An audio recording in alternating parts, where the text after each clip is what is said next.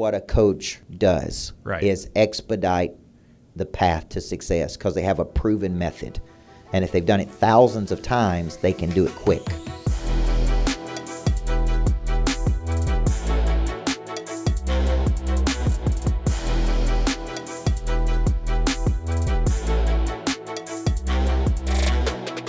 Are on the first episode of the Coach G Just Like That, Only Different podcast.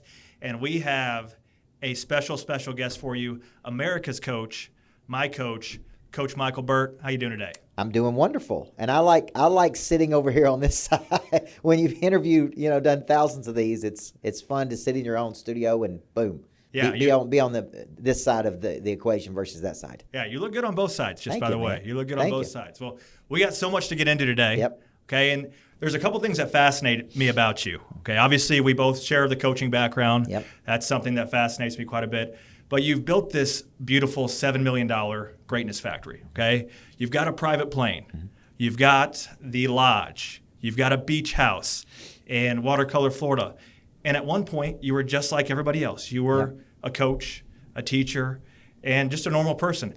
Yep. So I want to unpack that and how all this came about over the years. So just kind of starting back from coaching, when did you start coaching and what led you to a path in coaching? I started coaching at 15 years old when a local junior pro basketball coach who had been one of my baseball coaches growing up called me one day and said, "Do you want to help me coach this junior pro basketball team?" And I go, "Sure, I'd love to." And man, I remember just being so excited about coaching. Like I wore like dress clothes in junior pro basketball and I was so passionate. I got ejected from a junior pro basketball game. And the minute I started coaching, I go, I love this. And that's really what I thought I was going to do forever, right? I immediately had a desire to go be an elementary coach when I was in college. So at 18, I went and was an elementary basketball coach. Like, I'm not talking like a volunteer, like I coached the team. And so then at 19 years old, this was the first year that you could have a coach that didn't teach. Right? This is the very first year the state of Tennessee said you could have one coach on your staff that does not teach. And I was coaching in the summer, AAU basketball. I said I need to coach girls so I could diversify my portfolio. I was coaching boys. I loved coaching the girls because they tried to do what I asked them to do. They were hungry. And they went back and told their coach, "Man, this guy, we love this guy. We want this guy to be on our staff." And he called me and said, "Would you like to be an assistant coach at Riverdale High School?" And I was 19 years old. I was going to college at Middle Tennessee State, and I said yes. And that was it. Like my whole dream at that point become a head coach. And that's really what I did. It took me about 3 years as an assistant. Became the head coach at Riverdale at 22. Took me to about 30 years old to build a championship team there. So about 9 years of being a head coach, a lot of battles. And but along the way, I fell in love with personal development. I started studying under Stephen Covey from 18 to 25. I started thinking maybe I could do this at a bigger level than what I'm currently doing. And I remember speaking at an elementary banquet, football banquet. Okay, you're a football guy. And I spoke at this banquet, and a football coach who was smaller than me, little bitty dude, he come to me and he goes, you're good enough to do this around the world. You could go on the circuit. And I go, "Sir," I was like, "What is he talking about?" I'm like, "What are you talking about?" He said, travel around the world and speak and he said, like Lou Holtz.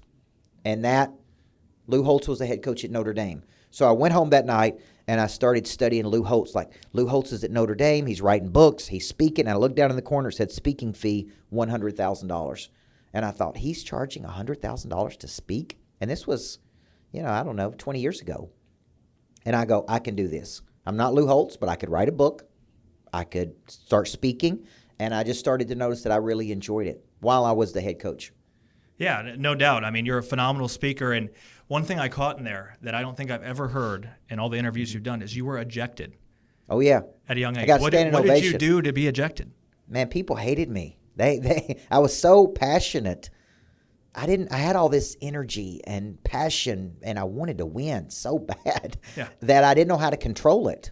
And so I would get mad and argue with the officials. And actually, it was one of my best friends, Corey Barrett, who's the head coach at Lebanon High School now. He is actually who ejected me. We were on the basketball team together, and I threw my hat, and I said a bunch of probably ugly things. And I was just coaching 9-year-old kids. I mean, it wasn't like I was in the NBA, but But there's still something about, there was a book that Frosty Westenberg, I think that's his last name, wrote called Make the Big Time Where You Are. And I've never forgotten that. Like, to me, I was coaching in the NBA. When I was at elementary school, I wore a suit. I every day at my current job was an interview for my next job, right? And when I got to Riverdale, when I was the freshman coach, I coached like I was coaching in the NBA. People noticed. People, it's kind of like me noticing about you. It's like, this dude shows up. He's committed, right? He's making moves. Like, people actually watch what you do more than what you say. And that's really what I was doing at Riverdale, is I was kind of building an arsenal of skills, personal development, business development, and that was building this skill in me. At 25 years old, I'm sitting in my office one day because I worked all the time. That's all I did. I didn't have a life. I didn't have friends. I didn't date a lot. I mean, I didn't have anything but basketball, right? So I was at my office all the time. And on a Saturday afternoon, I go, you know what? I should go back to college and get a degree in business. And I don't even know what told me to do it. Like, I had a master's degree in administration. And so I'm online looking at online programs to get a doctorate in business. I don't even know what told me to do it. But I'm like, I think, I need some business. So I went and spent 4 more years, like, at online, working on my doctorate degree. And all we studied was businesses, like great businesses. How do they work? How do they run? And they called them Malcolm Baldrige winners, like, are the best businesses in the world. They won the Malcolm Baldrige Award. And I studied things like quantitative and qualitative measurement. I studied things like unintended consequences. I studied great leadership philosophies. And this only fueled my fire. So when I retired at 31, it's like I didn't just start cold. Like, I kind of knew how businesses worked, right? Right. But people primarily hired me to motivate and keep their troops motivated. That was really the number one reason people hired me from 31 to 35. Banks, mortgage companies, real estate companies, insurance companies. And I'd say, we got all these people, and they don't have the kind of drive you do. Can you infect our people with your enthusiasm?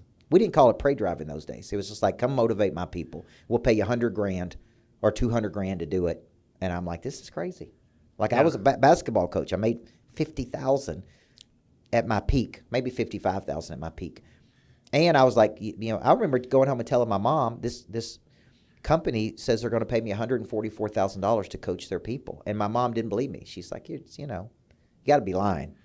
There's no way they would pay you that much money. And I'm like, I'm telling you, they're going to pay me $12,000 a month to coach. And this is all I've ever done. It's like, so it was like it kind of unintentionally happened.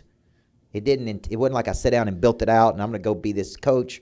It was like, people started asking me to speak, then I'd speak, then they'd say, will you coach my team? And I'd say, what does that look like? And they're like, we're going to pay you this much money. And I'm like, okay, we can do that. It's incredible because so much of leadership is coaching at the end of the day. And we talked about that earlier, is just how much that translates more than anything. So talk to me a little bit how you went from coaching athletes, high school athletes, college athletes, to coaching multi-million-dollar business owners. How does that happen? And what really flipped the switch, for lack of better words, to do that? I went and spoke on a Saturday morning to a bank. And maybe I had retired, and they really wanted a guy named Rick Insell, who was the head coach at Shelbyville, who's now the head coach at MTSU.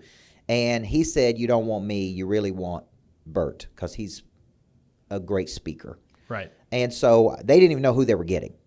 So I went in and spoke for 20 or 30 minutes. It was at MTSU. There's 500 employees. I just tried to coach. I don't even remember what I coached on. And when I was finished, the COO of the bank came to me and said, if you ever want a job with our bank, you have it. He's a former sports guy, Tennessee guy. And I didn't really know what he was talking about. I'm like, thanks, man. I didn't want to work at a bank, and I'm like, but he said, come see me. And I didn't even think about it in those days. I didn't go see him.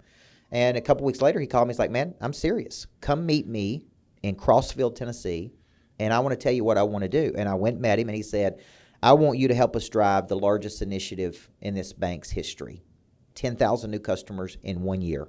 And I'm going to give you 500 people to do it. We're going to pay you this much money, $75,000 with the bonus of $50,000, so $125,000. And I'm like, let's go. Yeah, coming from a career in coaching, that Let's go. Probably opened the eyes a little bit. Absolutely. And we did it. Yeah. So they gave me a little office in a bank. They gave me 2 employees, and they said, figure it out. figure out the strategy, figure out how to motivate these people, and I made it a game. I kind of gamified it. I turned it into quarterly rallies. I gave it a theme. We highlighted people. We did Monday meetings with everybody. And sure enough, in a 1-year cycle, we drove 10,645 new accounts. That represented a 43% increase in sales. So he's like, come back and do it again. I'm like, man, I don't want to do that again. Let's do something else. And for 9 years, that bank hired me to any underperforming group they had. They would send me into that group to coach and develop that group. Incredible. And for me in the insurance industry, I have a lot of former coaches. I was a coach myself, just like you. I have a lot of former coaches that come to me, and they're on that line of, okay, I want to do something different. I want to go pro. 100%. What is the biggest needle mover? What makes somebody go pro or make that change or take a big risk like you did? Typically either a big opportunity or frustration. A lot of people are motivated because they feel like I'm a level 10 person, but I'm stuck. I didn't feel that way necessarily. I know sometimes I talk about it like I'm trying to go back to when I was 31 years old. It's like I've done everything I can do here. Am I going to come back and keep doing this over and over and over? Right. And I just started getting these requests to speak. And I had written 4 books at that time. The first 2 were complete flops. Third one started to get a little bit of traction. And I was like, okay, I'm going to go do this. I was excited about it. I'm like, this chapter's over. I'm going here. And I didn't think about the money. It's not like I'm going to go be a multimillionaire and build greatness factories. It's like I didn't even think about it. Yeah. Really what happened is I would go out and sign on a new customer, let's say the bank. Right. Let's say they paid me $75,000 to $100,000, which is more money than I had. I was still living very lean. Right. I then would go sign another customer, a big home builder. They would pay me $150,000. Then another one, right? Then I got 4 customers. I'm getting to $500,000 of revenue, and I have excess cash. I got no employees, and I've got excess cash. So I'll always tell people I woke up one day and I had $100,000 of cash in my bank account. And I'm like, where did that come from? And then I woke up one day and had $500,000 of cash. Then I woke up one day and had $1 million of cash. Then I woke up one day and had $2 million of cash. I'm like, what am I doing? Like, what's crazy? Like, what do I do with all this damn money? Right. And so when I got to $100,000, my best friend, who's a real estate agent, said, I'm like, what do you think I should do? And he's like, you should buy real estate. And I go, okay, how do I go do it? And he's like, I'm going to go find single family residential. I'm going to find a duplex, whatever. And I bought 4 of those. And I put $20,000 down on each one. So I took the $100,000. I bought 4 properties. Maybe I put $25,000 down. I was scared to death. And he said, just sit on them. We're going to hand it to a management company. They're going to manage it. And it was managed by a guy named Scott. I ended up calling him Bad News Scott. So if you're out there listening, Bad News Scott. The only time Scott ever called me when he had bad news. Yeah. Okay, this broke down and they tore your unit up, and I'm like, call me for God's sakes. Every now and then just call and say hello to me. You know what I'm saying? But I actually put him in my phone as Bad News Scott. He's not a bad dude. He's actually a good dude. But he called with bad news all the time. And I finally said, I'm sick of this, man. I don't want to manage single family residential. And I sold them. Right. But I sold them at a great time. So I bought them cheap. I sold them at a high profit. Now I've got $400,000, right, off my $100,000. Then I'm like, we should go buy something bigger. And me and my wife went and looked at the lodge, and we purchased the lodge, right? And I put $293,000 of cash into that deal and bought it for $1.3 million. It's probably worth $2 million plus today. And I started using it for coaching, right? And that's how the compounding happened, is because I was using the real estate for coaching. And that's an incredible concept to me there. We haven't been to the lodge, my wife and I. We have not personally been there. But we have been to your beach house in Watercolor, Florida, where you've monetized that and turned that into a couples retreat site. You've got the Greatness Factory here, $7 million complex where it's, the way I think about it is it's an adult playground for entrepreneurs. Like Disneyland for adults. It's Disneyland for adults. Business adults. I mean, how do these, you're the master of concepts. How do these concepts come about more than anything? Well, it's interesting. I don't know why I've been so lucky in real estate, because I really have been lucky. Like, we bought the house in Florida for $3.35 million.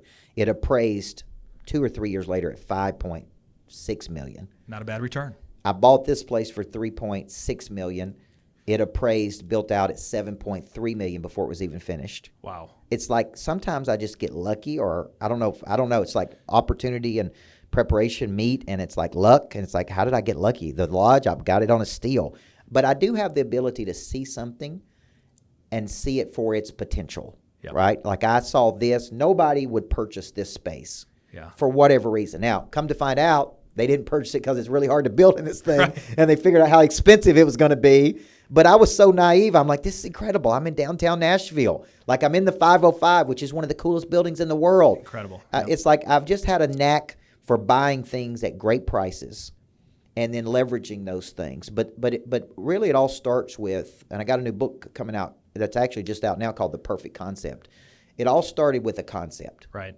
And to me, at 28 years old, I went over to my neighbor's house. His name was Gail Stoner. Isn't that a great, funny name for a motivational speaker? And I knocked on his door and I said, Mr. Stoner, I'm your neighbor. I'm a high school basketball coach. I want to be a motivational speaker. I understand you speak for a living.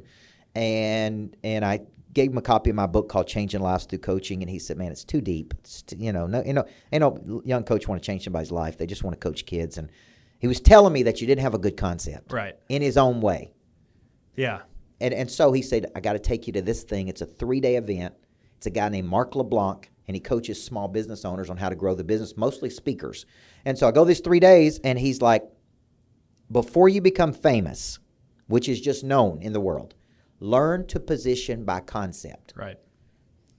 And people will be attracted to a concept. And I didn't really get it then.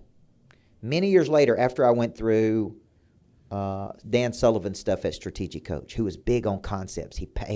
He's first trademark. Now he's patenting all of these concepts. But it's like, learn to position by concept. So I think it was the studying of Covey, going through Strategic Coach, giving everything a unique name, and somewhere along the way through all the reading that I do, I've learned that packaging a concept, one simple idea, could be worth millions of dollars. The Greatness Factory is just an idea. Right.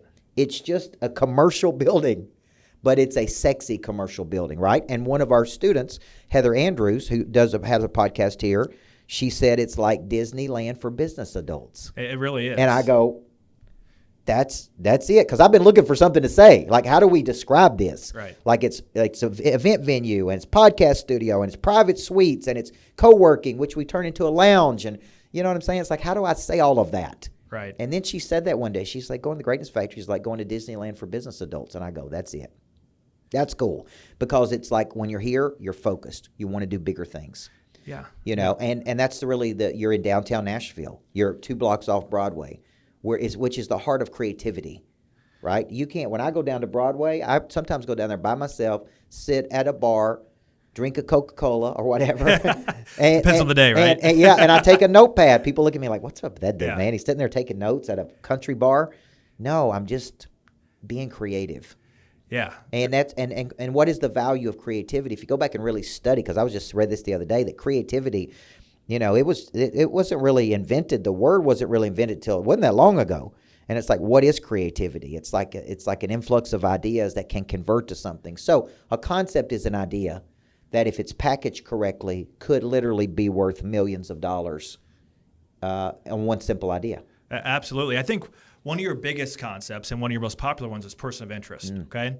And I think you can take that a step further. It could be a business of interest, okay? Yeah. For example, our internal insurance agency, we've branded that in our local markets, Yep. and it's become of interest just because of the branding. Yep. But if you could expand on the person of interest, what do you Yep. think is the biggest mover of building a brand or a person of interest? Yeah, I wrote Person of Interest many years ago when there was no internet. I mean, I was in a coaching program called Strategic Coach, and I was fascinated by the founder, Dan Sullivan, because he's just a genius, and he would come up with all these concepts, and every quarter he brought a new concept and a structure, and he would make us do all these exercises like how to 10 times the business and what would it structurally look like, and he would give you a tool to go there in the mind, and I go, man, he's like an interesting character, right? He's a little difficult to deal with, but he's a genius, and he's a little socially awkward, but he's a genius, and I kind of wrote down person of interest, and then I started saying, what does he have? Right? He's got knowledge, he's got skill, he's got a desire, he's got a confidence about him, he's got a likability. And then over time, I started kind of taking that to another level. It's like not general knowledge, he has specific knowledge. Not a skill, he has an impeccable skill, like a unique ability, he called it. He doesn't have just a drive, he's got a big drive. A lot of people have a big prey drive, right? He doesn't have confidence, he's got remarkable boldness. So when I wrote Person of Interest, I had no idea how big the book would be. I was really just trying to become one of those. Right. It's what I call an aspirational book. I wasn't a person of interest, but when I grew up, I wanted to be one. And I codified, I go, okay, what do people of interest have, right? It's like looking at Ed Milet and going, how did he build 50,000 insurance agents underneath him? Like, where does he talk about that in a book? Because he don't talk about it in any book. No. And I'm like, okay, how did you get to be worth $500 million? Like, what happened? Like, break it down, codify it for me, right? Like, not theory, but like really tell me, I did this, I did this, I did this, I did this. And I'm fascinated by deconstructing concepts and then packaging those concepts. And person of interest is a big concept because a lot of people want to be a person of interest. Life is so much easier when you're a person of interest. There's incoming demand, right? Like I was on a call last night that we converted to a $50,000 coaching assignment, but they had all read my book. So it's like when I got on there, it's like you had a leg up. The celebrities here. Yep. It's like, we're ready. We got our notepads. This dude is a best-selling author. Right. It's like it was so much easier than me having to get on there and like get them to know me. Right. Right. And it's like, oh yeah, we're signing Coach up for this deal because we've already read his book and I already had a high status. So status sales, the higher the status, the more incoming demand, the more lead flow, the more partnerships, the more opportunities, the more like I raised $1 million of capital for this building or 900,000 from people I really didn't even know. Right. They're like, I watch you on social media. I believe in you. I could put my money in the market, or I could just put it in this greatness factory. And it's like, man, that could be converted to a lot of money. Well, that's you are certainly a person of interest now, okay? But you weren't always that way. And that's what this podcast is about. It's just like that, only different. Yep. Right? So in between that time of you becoming a person of interest and not being a person of interest, what are those little details that we can pick from your brain that can get us from point A to B? A to B, as you always say. Well, I started interacting with the guy named Grant Cardone, who wrote 10X in Grant Cardone, who's that? Yeah, 2012.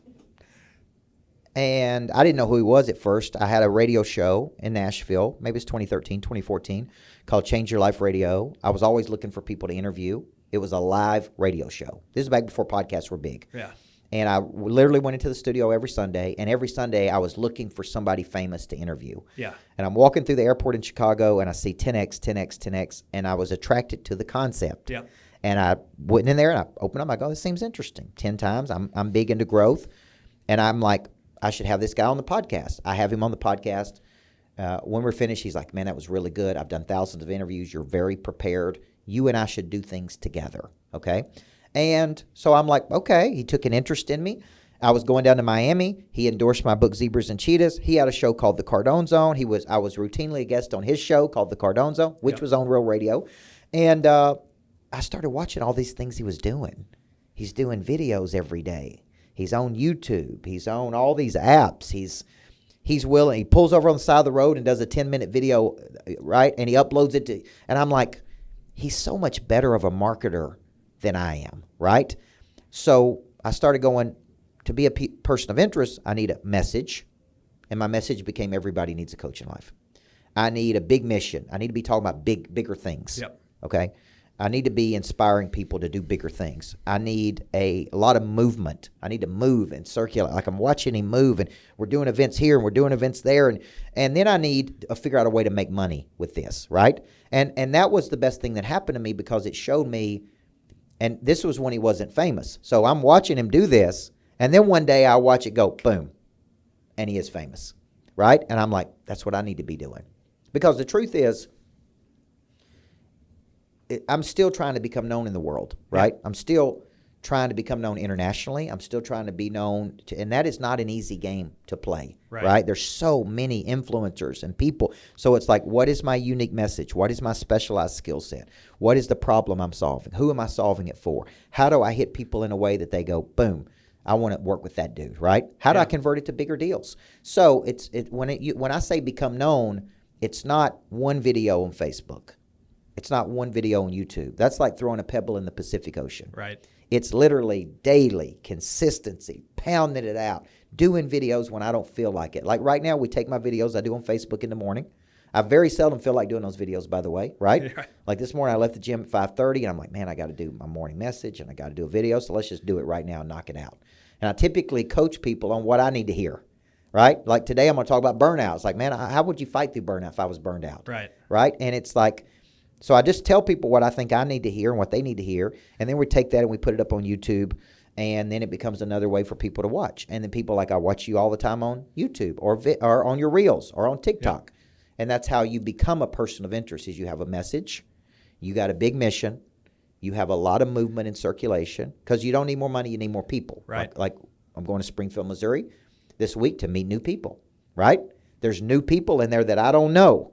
And those new people go, I like this dude. Where did he come from? So it's like this is a continual cycle, and quite frankly, most people are not willing to do what it takes to be known because they listen to their feelings. Right. I don't feel like doing a video today, so I'm not doing one. And I don't do that. I go, I got to do a video because I'm trying to become known. This leads me to a couple different questions. I think I hear that a lot being in the insurance industry is people struggle with consistency. How do you overcome struggling with consistency? Well, I look at Pray Drive. There's 3 phases of Pray Drive. How do I activate the drive every day? Number 2, the persistence of that drive. And number 3, the intensity of that drive. So it's like structural, right? Yep. It's like, okay, I don't feel like getting up at 4:15 and going to the gym at 5, but I know I'm better when I do it. Yeah. Right? And so I need a structure. I need an accountability. This is really why coaching, at the end of the day, coaching is so valuable, because if they could do it on their own, they wouldn't need you. Right. But they can't. They need knowledge and skill and desire and confidence. But I say what solves the problem of consistency is a hard schedule, learning to fight through your feelings and do it when you don't feel like it because of what's on the other side. Like, I do this because of this. It's called a because goal. I make calls because I know that leads to sales. Right. Right? I do this because of this. It's like therefore because of. So it's like when you can teach people that, this is a structure and a routine we do every day. And over a period of time, it becomes a habit. And it's really what it comes down to is identifying what activates you. That's right. And it's different for everybody. I know for me, it's competition. I think we're both the same in that, right? I hate losing more than I like winning. You know, the funny thing is we coach a very competitive woman in insurance who's in a, kind of similar but different than you. Yeah. And she was here the other day, and she has an office in the residence, and she walked down and looked at the office that you're going to be in. Yeah. She's like, I want that office.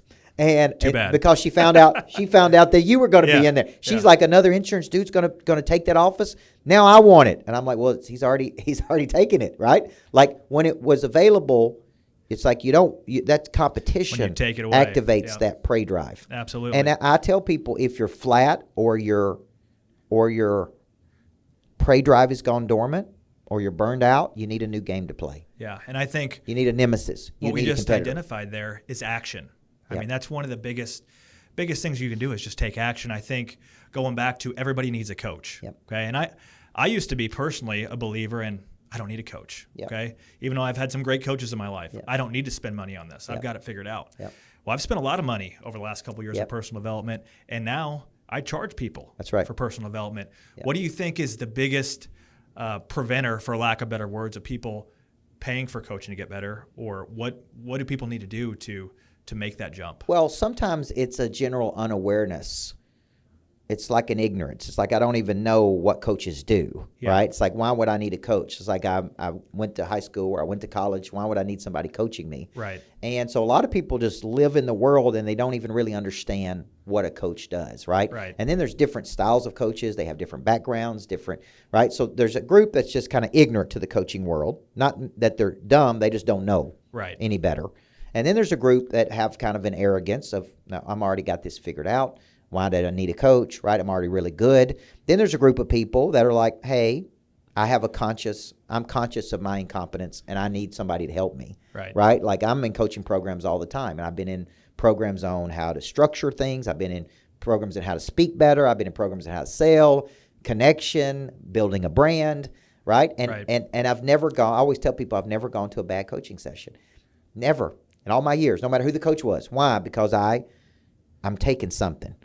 I'm grabbing something. Sometimes it's like I need a new way to look at this. Right? And I was coached by, and coaching sometimes is informal. Like I spent a lot of time with Kevin Elko, who was Nick Saban's psychologist. You would be shocked how just a little bit of time with him when we were kind of on tour together, rubbed off on me. Like he opened me up to the habits of the top 1% of performers. Certain sayings they had at Alabama, certain techniques he uses. And it wasn't really like formal coaching. It was more like just exposure and being around him. Yeah. Right? And if he's good enough for Saban, I'm like, he's good enough for me. So it's like literally Saban would call him while we were in a session. He's like, I got to take this call. Saban's calling. He called him Nick. Nick's calling. And I'd be like, dang, I'm listening to Nick Saban. and Saban was like difficult, hard to deal with. It's like, tell me what to say about this. Tell me what to do about this. And he's a psychologist. He's a sports psychologist, so he creates these tools. He's like, say it like this, connect like this, use this. And I found that fascinating. So sometimes coaching is observing, right? Like I tell people, just come to the Greatness Factory. Just walk around it. Go to the lodge. See how we did it, right? Yeah. Come to the couples retreat. See how we do couples retreats. Like not all coaching is like this. Sometimes coaching is like, man, I'm watching this dude do this, and I'm starting to figure out how he's doing it. Right? It took me a few times, but I'm starting to figure out. Right. Because a lot of people will say, I've heard you say that. Because one knock on coaching is, well, it's repetitive. And I'm like, it's repetitive. If you really study something, you hear it, but you haven't internalized it. You haven't synthesized it. You're not practicing it. You have no mastery of it. Right. So you could tell me, I've heard him say that 100 times. And I'm like, have you done it? Like, could you do it with mastery? Because I'm big on mastery, which means go deep. It's not surface level. It's not read a book. Like I hear people say, well, I read your book. And I'm like, well, that's not going to change your life. Reading my book is not going to change your life. It's going to open your mind. It's going to expose you to how I think. Spending a lot of time with me over a cycle of time could change your life. Absolutely. I'm witnessing that firsthand. Yeah. Let's go back to some of your coaches. Yep. So currently, do you have any coaches currently? Yeah, right now I've got a one-to-one coach named Jeremy Weber that's part of Brand Builders. Okay. Rory Vaden was a coach who helped me write the bestseller. Yep. He really helped me launch the bestseller. And I'm like, I really want to get serious about building my brand. How do you build a brand? So I've got a one-to-one coach that we do an hour a month, pitch and catch. Yep. A lot of how do I come up with the offer? What do I want to say to the world? Who is the ideal market? What do I want to do, right? Yep. I spent 6 months with Dave Blanchard, who's an expert who owns all the rights to Og Mandino's work, greatest salesman in the world. He coached me a lot on connection, intrinsic validation. And then I go to people and I'm like, hey, here's a problem I've got. I spent a lot of time with psychologists on help me to work through this or help me to get clear on what I want to do. So it's like I need a very specific coach to solve a very specific problem. I'm getting coaching right now on how to scale this Greatness Factory from people who've done it. So it could be financial analysts. It could be people who've scaled something quickly. It could be something like somebody who's taken something from small to big, or they license something. Right. I'm like, here's a concept, but I need to flesh it out. Yeah. I need help on how to package it and share it with people. So there's all kinds of coaching. Like it's like, here's my missing structure. Here's my desire. Who can help me do that? Yeah. And sometimes it's paid. Sometimes it's informal. Like when Renee Rodriguez and I did the event together, he's a specialist at neuroscience, how the brain connects. I'm a specialist at monetization. He said, let's do this event together, and I want to learn under you. I want to see how you do it, and I want you learn under me. That's a form of coaching. Yeah, and a true strategic partnership. Yeah. I mean, you guys are exchanging value That's right. and both benefiting each other. There's no one side over the other. And another question here. So if I'm Coach Burt and I'm making a big decision, okay, and I just am not quite sure, who are you calling right now? Who are you calling for advice? Well, it depends on what kind of decision it is. There's financial decisions. I typically go to Rob Luna, who's on Fox Business every week, and I say, man, you've been through this, right? Right. I go to him and I say, tell me what not to do, right? Like somebody pitched me a deal last week, and I was unfamiliar with it, and I went to him and said, what do I need to know about this? And he's like, well, here's what you need to know about this, okay? Right. If there's life decisions, there's a couple people I go to. Sometimes I play pitch and catch with people who are just close to me, and I say, hey, let's talk through this. Right. Right? And some of those people are skilled, like one of them's a psychologist by Nate, but we're friends. So I may say, here's what I'm trying to think about, work through that with me. So that's kind of how I do it. Okay. So there's a bunch of people There's a combination of paid people that I pay. There's a combination of people in my network. Here's an example. I wrote the book $1 Million Follow-Up, and I'm really focused on my team converting. Right. So it drives me crazy to generate lots of leads and we don't convert. So I sent this to Renee Rodriguez the other night. I'm like, you're an expert in neuroscience. How does the neuroscience affect conversion? And he sent me back a whole page of this is what your people should be saying. This is how they should be calling by name. This is how they should be following up based on science. Yeah. Then it's like, okay, I combine my theory with his science.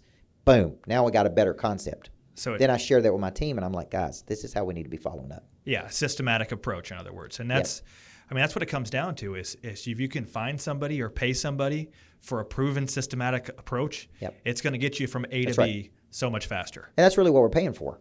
Right, exactly. We're paying for a method, right? Like I'm assuming these people that join your insurance team, it's because you have a proven method, and you can actually expedite their success. Absolutely. I mean, that's why they're joining you. Yep. And that's a form of monetization, maybe not on the front end, but on the back end, is you're helping them get to a bigger place in their life, and you're sharing in the spoils. Yeah. One thing that always sticks with me that you say is your unique past creates your unique future. And that's what essentially people are paying us for is years and years of experience where we've made all the mistakes for you. Let's expedite that, exchange money for the expedited path, and let's get you there faster. That's right. And that's all it comes down to. And that's really what a coach does, right, is expedite the path to success because they have a proven method. And if they've done it thousands of times, they can do it quick. So it's like, boom, right? So I always like to say, I'm paying for your past. Yeah. Your past helps me to build my future. Yeah, it's such and so a lot of people tell you, don't go to the past.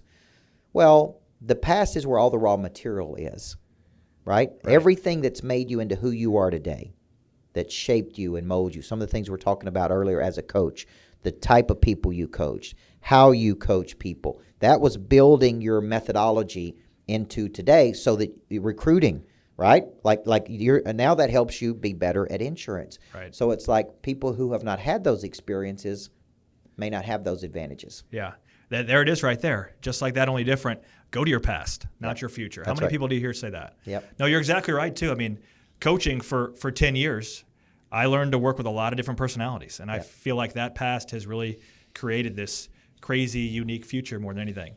I want to get back into the real estate real quick. Okay. So Instagram world, right? Everybody sees the private jets right now.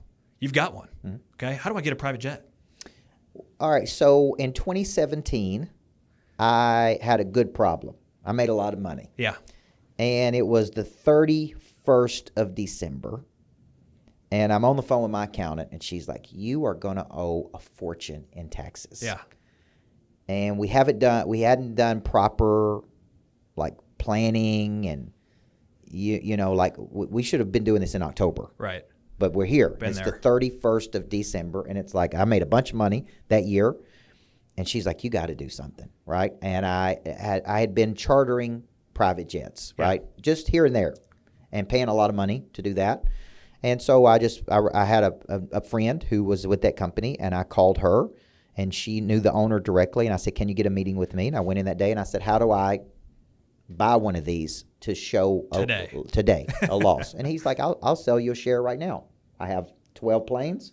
I own anywhere between 25 to 100% of each one of these planes. Yeah. I go out and I get partners, and they pay a amount of money up front to secure the asset, right? And you can write it off. You could take all the loss in the first year of depreciation, because now you own a new asset. It's like buying a house.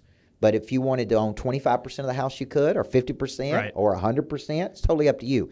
So that's how originally I went in to do it. I went in and I said, okay, how do I buy a plane? And he said, well, you don't want to buy a plane. You don't want to own the whole thing because you're not going to use it all the time, and you're not going to make any money. It's going to cost you a fortune. You should just buy a percentage of one of these. Now, this is different than like fractional. It is fractional ownership, but it's different than like NetJets where you buy a card. It's like you really do own the asset. Yeah, and you're really a partner on the house, right? And the tax benefits, obviously. So I did that in 2017, and I started flying private, right? And when you own the plane, you get a lower rate. You're paying there's no markup. Right. You pay whatever the gas costs, and you pay into a management fee that provides you the pilots, and that's ultimately how I did that. And he financed it for me over a 2-year period. So let's say you're buying 25% of a jet. He says it's whatever, $200,000, $400,000 to buy this much of this jet. right? And he Yep. said, I'll owner finance it over 2-year cycle at Beautiful. 4%.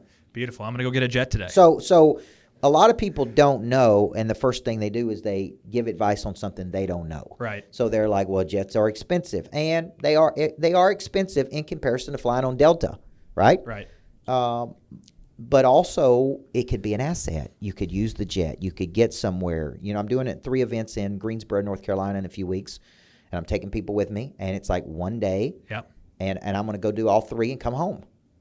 And I love it. You've monetized it, essentially. And you've turned it into a fast action incentive. And we go back to That's right. taking action. And what a better way to get intimate time with you than to take action. Yeah. And so I say, go with me, and it's, $5,000 a person to fly with me and take this unique experience, or buy this coaching package and you can fly with me, Yeah. And it's only hurt me a few times that we had some people on there probably shouldn't have been on there. I was going to say, you get stuck in a cylinder at 30,000 feet. We did have one guy that took pictures with me on the jet and then told people he was my personal dude that did my funnels, and then he, conned people out of a lot of things, and and that's that, Yeah. that some things happen that you wonder, like how did that happen? But yeah. Well, we'll bet him better next time. Yeah, we didn't know that when he got on the plane with us. Yeah, we thought he was a good dude. But let's talk about environments real quick, and then I've got a fire round we'll wrap this thing up with. Environments. So we talk about all the different environments you have. I have several offices personally, one in Illinois, one in Tennessee, one at home, now one here. And they all bring a really unique activator to me. Okay. Same with you. You've got the beach house. You've got the lodge. You've got the Greatness Factory. You've got a home office. Mm-hmm. How big of a factor is environment to somebody? They're all different energies. This is what people don't understand. When I say change your environment, I'm not saying you got to go from here to California, although that would help. Right. Right? It's like I work down here certain days of the week, and there's a Nashville vibe. There's an energy in downtown. I'm a creative. I love the movement and circulation. And up in my office, you could see people moving, right? You'll be able to see that in your office because you got the windows. Right. So it's like there's movement. When I'm at the lodge, it's quiet, serene. I'm creative. Right? When I'm in Florida, I ride my bike to my office. It's a totally different vibe in Florida than it is, even at the lodge, than it is down here. So I like changing environments. That activates and reactivates my prey drive. And when I'm tired, it could be like one day I may just work from my home office. Right? So it's like having these environments reactivates my prey drive. And I think environments could do that. Absolutely. If you had to pick one that you had to spend the rest of your life at, which one would it be? Woo! Man, it's hard. I love this place. My wife Natalie was in Florida a few weeks ago with our kids, and I was here because I had some things I had to do. So I stayed here all week. I stayed upstairs and here, and I just told her one day, I said, "This is the coolest place in the world to work." Yeah. Like I worked in different rooms. I went downstairs and worked in the lobby. I did Zooms in this room and that room. I was like, "This is so cool," because every day I was here, right? I think right there is why she wrote the book "Living with a Monster." Yeah, right there. Yeah, she's at the beach and beach, and you'd rather be at the Greatness Factory. Yeah, it's like she gets it though, and she gets me, and she understands me, and this is who I am. I'm a competitor. Right. I need a game to play. I can't sit. So even in Florida, I have an office in Florida. Even at the beach house, I rented an office down there so I could go there, and it's like she told me, she's like, "You got to get out of the house." Yeah.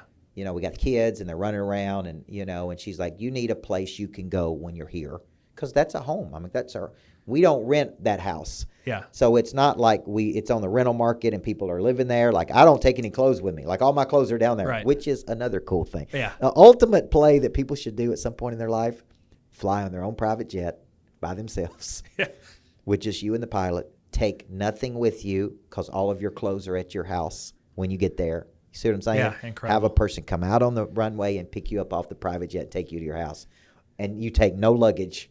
That is one of the coolest things. And that's got to be an activator in itself. I mean, that's got to. It activates you to want to do it. Yeah. I know it's not cheap, but it's like this is why you go work hard. Right. I heard Dana White did an interview with Cardone, and he talked about money, and he said the only reason I have money is for experiences. Right. Experiences with my family. Experience with my friends. I don't keep money around. And I never thought about money like that, right? A lot of people think I need to store it away for later and reinvest it. But the truth is, the experiences you can do right? Like me taking my daughter to a Taylor Swift concert. I'll never forget that. She'll never forget it. It was an expensive ticket, right? My wife took me to one. Okay, but you got to look at it like, man, we used the money to create a memory. Right. And that's a different way to look at money. So although I took a lot of my personal money and put it in this building, it's still here. Right. Right? It's still here. It's just not sitting over in a bank. It's sitting in this building. Right. Right? I believe I can convert that to more money. So I think a lot of people, when I think about the jet, they're like, oh, it's so expensive. It is. But if you fly as much as I do, and I don't fly private everywhere, I still fly commercial. I'm flying commercial to Springfield, Missouri. Right. Because it's expensive for me to keep. I'm not wealthy enough to keep a plane there for 4 or 5 days and it do nothing. Right. So what happens, it takes me and then it comes back, right? Then we charter it out. Right? So I don't have that kind of freakish wealth that I could just do nothing with it, right? It could just sit there for days. We rent it out because I think, man, if it's going to sit there, might as well make money with it.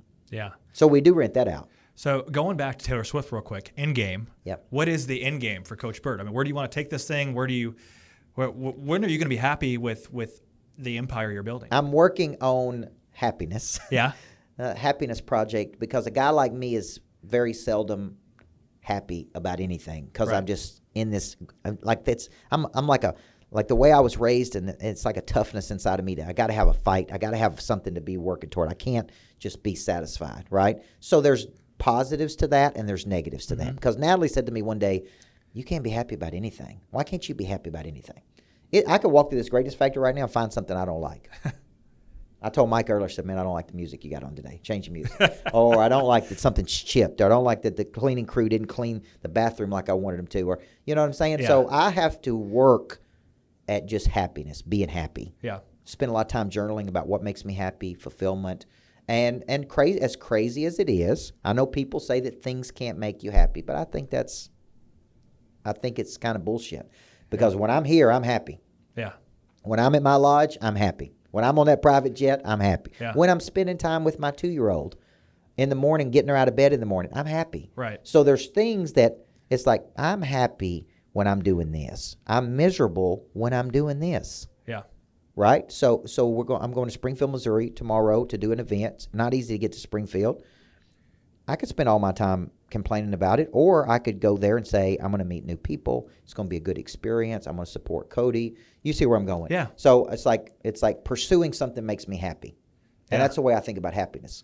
Yeah, that's good stuff right there. It's honest and raw more than anything. And I think your wife, Natalie, that's why she understands. That's why she wrote the book. She understands you. And how important is that to just have the right person by your side when you're doing all the crazy stuff you're doing? Yeah. I don't think you can do big things with the wrong person by your side.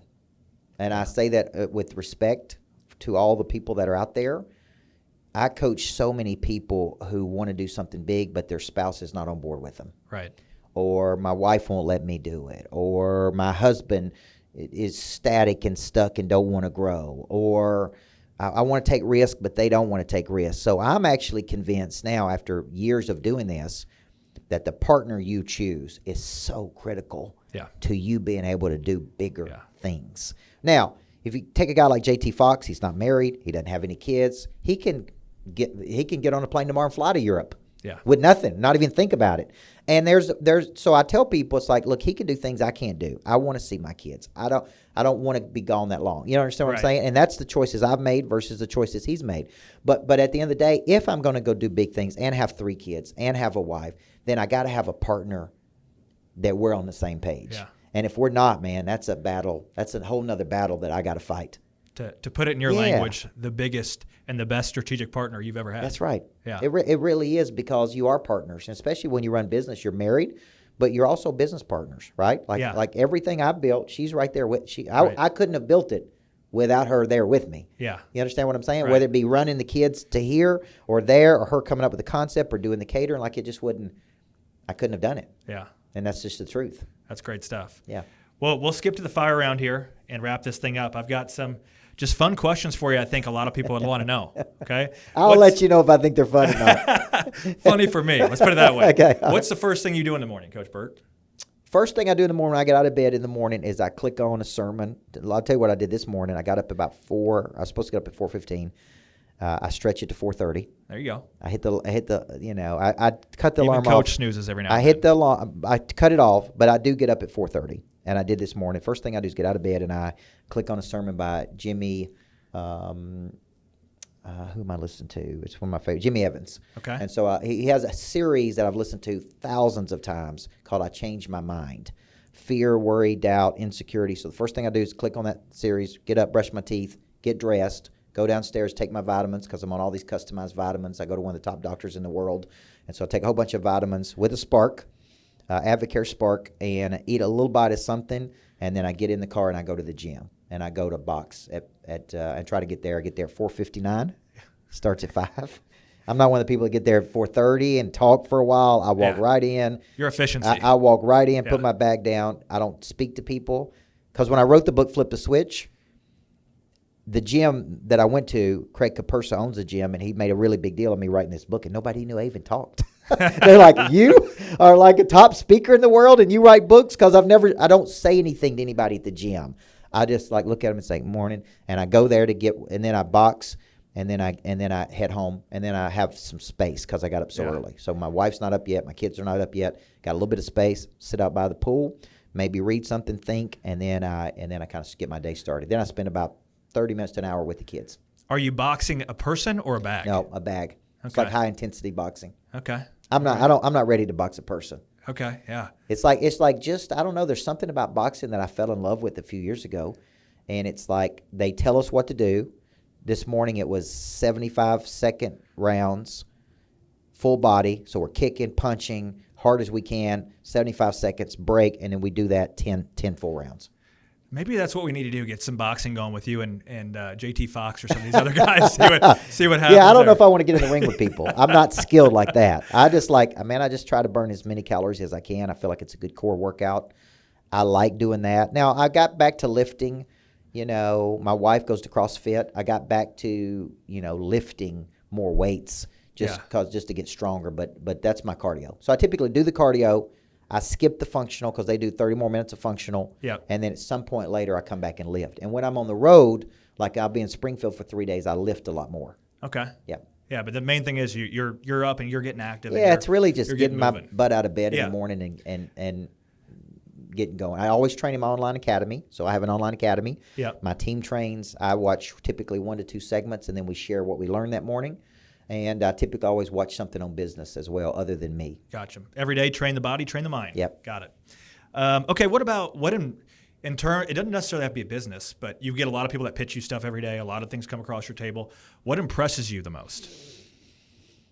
I got pitched a deal last week that was a publicly traded company, and the dude had spent 30 years on Wall Street, and the way they pitched the deal about how they drive up the stock of a company I thought was pretty fascinating. I have not done a lot of work in publicly traded companies, and what they did is really show me how a publicly traded company can acquire another company and bundle that together with the company they already have and immediately drive up the stock of that company. You see where I'm going? Yeah. So it's like this stock is worth 10 cents. We buy this company that's got $4 million of EBITDA. We put it in with this company. Now the stock's worth $2, and if you put $100,000 in, you just made $1 million. And I was like, is that legal? I'm like, am I in am I hearing some insider trading? Because I didn't even know. So I called Rob Loon. I'm like, is this okay for me to know these things? And but the truth is, I get pitched a lot of deals, and I ask people, do you want my money or do you want my influence? And some people say I want both. Yeah. And that particular company pitched me on, do you want to be on the board of directors? Do you want to, what I'm saying? But it was like $1 million for a board seat. Yeah. Or do you want to put money in? Or there's some deals I'm involved in that I don't have any money in. I'm just influence. Right. Real estate deals, multifamily deals. That's a new thing that I'm doing where I bring people together and I would get a percentage of that because I'm really bringing people together. And your equity is your brokering opportunity, essentially. Yep. Gotcha. I'm an opportunity broker in those situations. And coaching can do that for you because the best people want coaching. Yeah. They come to you because they're doing big things. They want to do bigger things. So it's like you're getting access to all the best people. Right. Now, what you do with those people is like what's next, right? Right. And that's really where the deals come from. Gotcha. If you could coach any sports team, any sports team, what would it be? I think it would be college basketball. I think I would choose a team I don't think I'd like coaching in the pros. I think I still would like. There's days I think about, man, what if I took over a high school team? In my part time, could I do that? And the answer is no. I couldn't keep the schedule I keep today and go back and coach. But I think the coaching business has gotten harder, especially sports coaches. I think you're going to see mass exodus of college coaches because of NIL and portal. And I think those people are going to be looking for somewhere to go. Yeah. Now, I'm like, how could I capitalize on this? How could I hire those people? How could I? Where do you think they'll go? I think many of them will stay in coaching because they're afraid to leave. Yeah, I mean, although they're miserable. Yeah. I think they're gonna. There needs to be a mechanism to help them find, package, market, and monetize their skills. So I could see us putting together something for them. Yeah, I got a feeling you got something cooking. Maybe. Yeah, just maybe. Maybe. Yeah. It's a trend, but I do see a trend, and I do think I could capitalize on it. Oh, no doubt, no doubt. Who's the one person you would want to interview? If we're flip-flopped here, who's one person you want in your chair right now that you would interview? Man, there's so many skilled people out there. I mean, I know Cardone gets a bad rap, but I was always fascinated by him. He was such an animal. He was such a freaking animal. I think Bet David's really smart. I think, there's a lot of skilled people out there that I go, now that's an interesting person. But crazy as it sounds, as wise as Jimmy Evans is, he started Marriage Today. He's a pastor. He's been teaching for X number of years. He's not as famous as a lot of other people, but he's got such wisdom. Yeah. It's like I just like to sit there and ask him, how do you think about things? Yeah. You know what I'm saying? Yeah. Sometimes it's like, how do you think? I'd like to know how you think. Like people see Musk, and I'm reading the book on Musk. He's a fascinating character, but I don't think I'd like to sit there and interview him. Right. Right? Bezos maybe. It's like some of these people who did something. I really want their boldness. That's really what I want more than anything. Yeah. Do you think that's your biggest quality there is your remarkable boldness, as you call it? I think I could get bolder. Okay. Interesting. Yeah. Interesting. Because I hang around people who are a lot bolder than I am. Okay. And they're willing to make moves that maybe I'm not willing to make, or maybe I'm scared to make, or maybe I just hadn't gone there before. Yeah. Like this was a bold move building this. Yeah. Especially during this economic period that we're in. Yeah. But I actually started building it 2 years ago. Yeah. When you come out on the other side, though, I was talking to my buddy today that's making some bold moves and just taking some risks. I mean, when you come out on the other side, how's that feel? If every time you do, you work a muscle. Now the muscle's stronger. Yeah. Right? It's like Sullivan. You don't start with courage. You start with a commitment. Then the courage comes. Then you learn a new capability. Then you have a new confidence. Confidence is actually the byproduct of those things. It only happens when you take an action. Yeah. Like if you just think about it, you never gain the capability. Now I know how to build these. Now I know how much expensive it was. Now I know how to do it different the next time. Now I know what makes money and what doesn't make money. Like I would have never known that until I actually do it.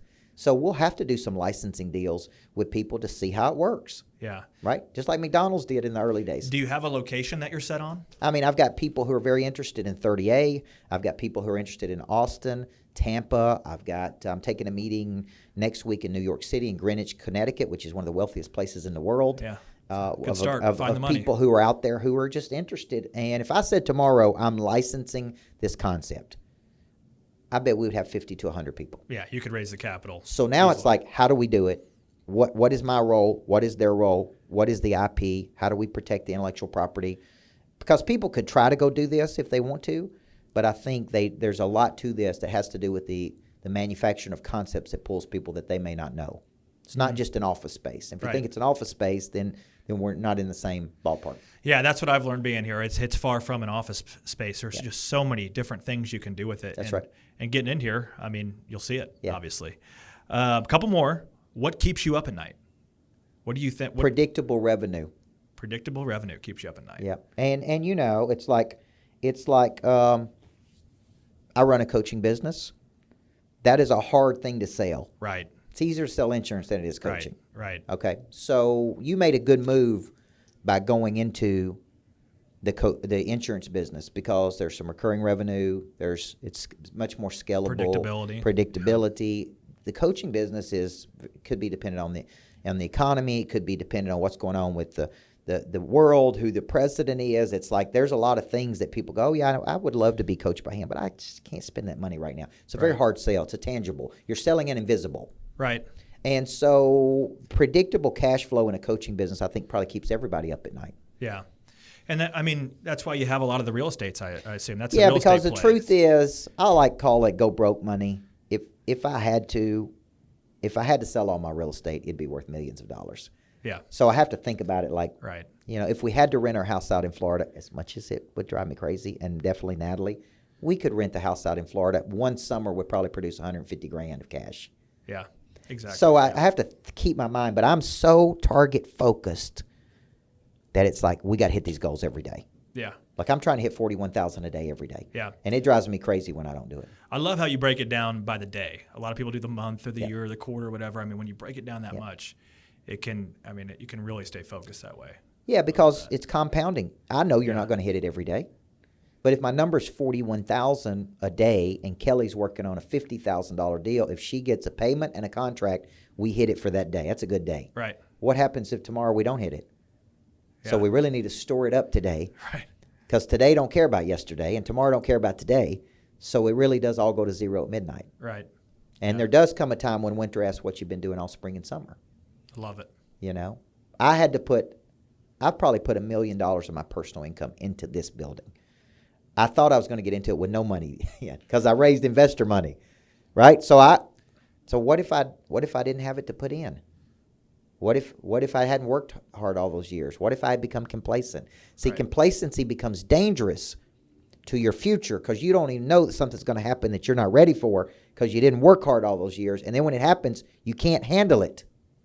Yeah, That's why complacency is actually dangerous to your future. Well, I'll tell you what, there's no complacency in this place. Not at all. Last question I have for you. Yep.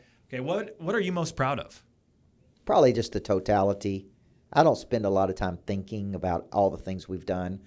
I have moments where I go, now this is cool, right? Yeah. Like moments of being proud. I think just setting goals and hitting targets, helping a lot of people. There's a lot of people we help that we don't even know, right? That watch our videos or I think I've really lived a life of pouring into other people, you know. And sometimes that's like, why are you doing this? Like, why do you help this many people? And why do you, Natalie, that bothers my wife because she's like, some of these people care and some of them don't care and some of them thank you and some of them don't thank you. And you know what I'm saying? Like, why do you spend so much time? And I'm like, I don't know any other way to do it. Like, that's who I am. Yeah, like, one thing you said that stuck with me from the first time I met you in watercolor was coaching can feel like a profession where you get used often. And that kind of stuck actually with say me. Prostituted. Yeah, I think used is a little more PG. But yeah, that I can see where it could make you feel that way. Well, let's say that you help an insurance agent make $1 million more. Right. And they're all about you and they love you and you changed their life. And then next month they come to you and they go, you know what? I'm going to go see Patrick Bet-David. Yeah. And I'm going to go see Tony Robbins. And it's like they don't even stop to acknowledge the contribution you made to them. And that happens a lot in coaching. It's like you help people really do big things and then they just discard you like you're nothing. Yeah. And I think that's a hard thing or you say one thing they don't like on social media and they want to quit or they won't pay their coaching bill or you know what I'm saying? It can be a very brutal business. Yeah. Yeah, well, it's obvious you've had a major effect on a lot of people's lives, including ours, and we're extremely thankful for having you on our first Just Like That, Only Different podcast. You're pretty good for the first time, man. Hey, I tell you. Hey, I'm a little different too. Yeah. Okay. Just like it, only different. Last thing. Okay. I know I said it like 3 times. Yeah. Last thing. We got a big event coming up here at the Greatness Factory, August 25th, 26th. Insurance agents, we're going to teach them a very specific system on how to increase their production and revenue. Yeah. You're going to be speaking. Okay. Why should I come, and what are you going to be talking about? Well, I think there's a lot of things. I go back to the activation of Prey Drive, which is a specialty for me. When I look at these audiences, I go, okay, what do they need? I may go into person of interest. I may go into $1 million follow-up, right? I have the flexibility to be able to go in different directions. At the big event I'm speaking at in Springfield, I'm doing the comfort zone is the death zone. And I'm going to use Flip the Switch, the book, Prey Drive, and A to B to show them. And then I'm going to bring in the habits of the top 1% of performers. So they're going to walk out there going, okay, boom, I'm ready. I'm activated. Yeah. He activated the drive. I went to this beautiful building in downtown Nashville, and now Chase came in. They taught me a system. Now I'm going to go get increase. And that's what people need. Yeah. Very tactical things. Yeah, absolutely. Well, Coach Burt, can't say thank you enough. If people want to find you, where do they find you? Follow me on Instagram, TikTok, search Coach Michael Burt, YouTube, a lot of videos on YouTube, and go to CoachBurt.com. You can see the Greatness Factory there, and I'd love to see people in person at an event. Yeah, absolutely. Catch us here, too. We'll be having a permanent residency here. We're excited to lock arms with you, and thank you again, Coach. It was awesome. Absolutely. I like that permanent residency. It's like you're in Vegas at a residency. I love it. Yeah, Garth Brooks. All right. Thank you, man. Thanks for having me. Coach. Appreciate it.